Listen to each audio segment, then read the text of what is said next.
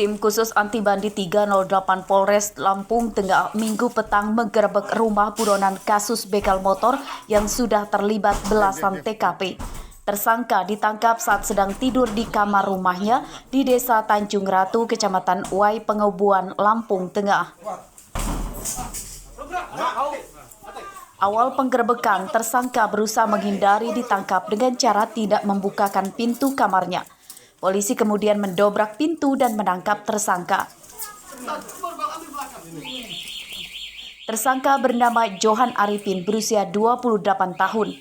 Menurut polisi, selama 2021, tersangka telah terlibat pembegalan motor di 5 TKP, yakni 3 di Lampung Tengah dan 2 diantaranya di Bandar Lampung. Pada tahun sebelumnya, tersangka juga telah terlibat pencurian serta pembegalan motor di 7 TKP di Lampung Tengah. Dan sudah residivis juga.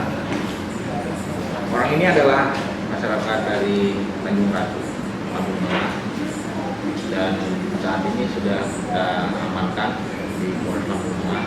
Kemarin dalam pemakamannya, di kediamannya, ya biasa keluarganya tidak memberikan, kemudian kami tetap melakukan penangkapan dan kita bawa ke Polres Lampung Tengah. Penyergapan tersangka begal motor bernama Johan Arifin ini sempat mendapat perlawanan dari keluarganya. Keluarga tersangka sempat berusaha menghadang mobil polisi yang akan meninggalkan TKP. Ari Susanto melaporkan dari Lampung Tengah. Saya capek ngejar ini. Lihat dulu mukanya itu. Buka dulu mukanya itu. Seorang pelaku penjamretan ditangkap warga di Desa Penanggungan, Kecamatan Gunung Alip, Tanggamus pada Sabtu malam. Agar tidak dihajar massa, pelaku sempat dievakuasi ke rumah salah satu warga sebelum diserahkan ke polisi sektor Talang Padang, Tanggamus.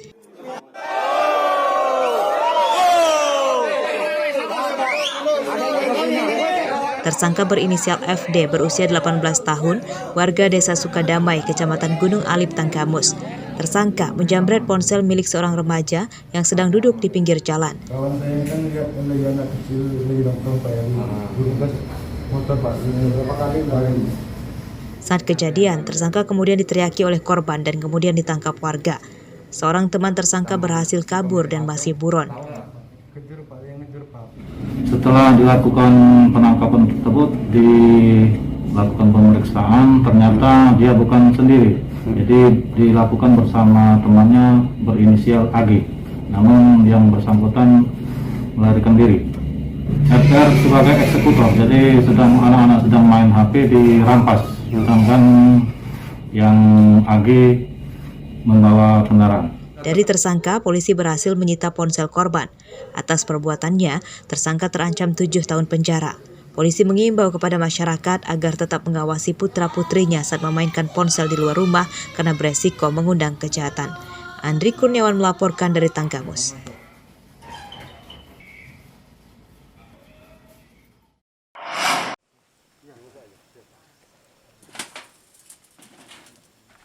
Seorang pria yang tinggal sendirian di sebuah gubuk perkebunan kopi di Desa Sindangsari, Kecamatan Gunung Labuhan, Waikanan, Minggu pagi ditemukan tewas mengenaskan. Korban tewas terbakar bersama gubuk yang sehari-hari sebagai tempat tinggalnya.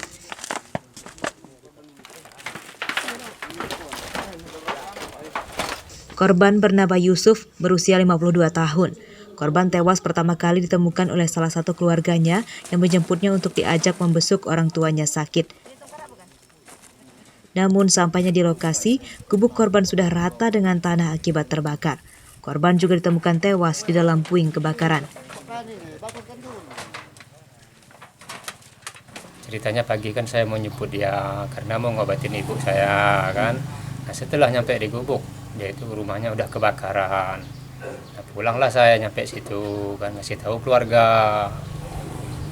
Kalau gubuk itu dia gimana? Gubuk kayu apa gimana Pak di tempat tinggal itu Pak? Gubuk kayu atapnya dari seng. Dia tuh perantauan aslinya, cuman dia kan ya istilahnya diam di sini tempat kakaknya kan dia. Dari hasil pemeriksaan polisi di TKP, dugaan sementara korban tewas bukan karena menjadi korban kriminalitas. Terbakarnya gubuk yang dihuni oleh korban diduga berasal dari sambaran api lampu minyak karena di lokasi belum ada arus listrik PLN. Identifikasi dari Polres sudah datang, kemudian dari Puskes sudah melakukan visum, dan mayat sekarang diambil keluarga untuk dimakamkan.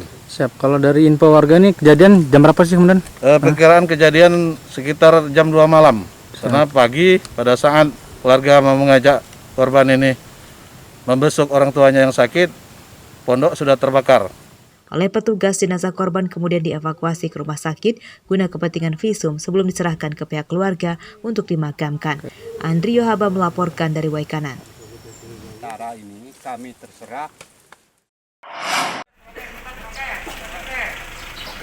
Seorang oknum guru bernama Guntoro ditangkap polisi setelah nekat menyebarkan video hoax yang disebutnya kerusuhan pedagang dengan petugas Satgas COVID-19 saat penerapan PPKM di Kota Metro beberapa waktu lalu.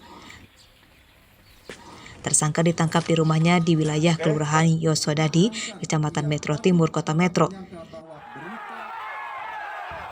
Dari pengakuannya kepada polisi, motif tersangka dilatar belakangi untuk menaikkan jumlah subscriber akun YouTube miliknya. Video berdurasi sekitar 30 detik itu oleh tersangka diberikan keterangan lokasinya di Terminal Metro Pusat. Polisi langsung menyelidiki pemilik akun Guntoro21 yang mengunggah video tersebut dan diketahui tersangka ternyata adalah seorang oknum guru. Tersangka juga mengakui video itu tidak terjadi di Metro dan dirinya juga mendapatkan dari media sosial lain.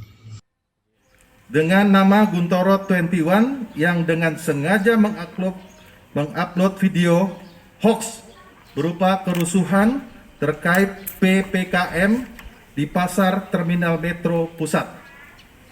Ya, apa motivasinya? Yaitu adalah untuk meningkatkan daya tarik daripada penonton, daripada YouTube, dari video akun YouTube pelaku. Dari tersangka, tim Subdit 5 Cybercrime di Treskrim Suspolda Lampung menyita sejumlah barang bukti berupa ponsel serta akun YouTube milik tersangka.